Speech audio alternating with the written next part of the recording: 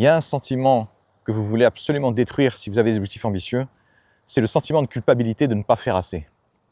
Pourquoi est-ce que vous aurez souvent cette culpabilité? Pourquoi est-ce que je la retrouve souvent chez mes clients?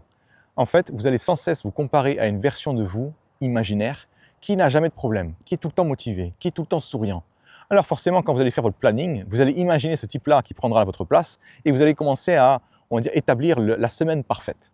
Et quand vous allez vous réveiller, être dans la réalité et commencer à suivre ce planning infaisable, vous allez vous sentir extrêmement coupable.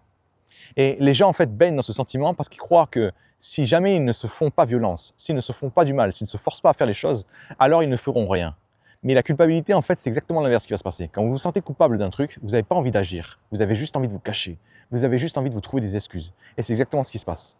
Alors si vous êtes pris dans ce piège de culpabilité aujourd'hui, au lieu de vous sentir coupable de ne pas faire assez, rendez-vous compte juste que vous êtes face à la réalité.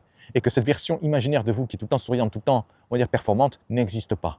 Donc au lieu d'essayer d'atteindre la perfection, commencez à regarder là où vous êtes et faites un pas en avant, juste un. Et si vous en avez encore la force plus tard, faites-en un deuxième, puis un troisième, jusqu'à ce que vous arriviez à la fin de votre journée et vous allez vous dire, je suis content d'avoir fait ce que j'ai fait aujourd'hui.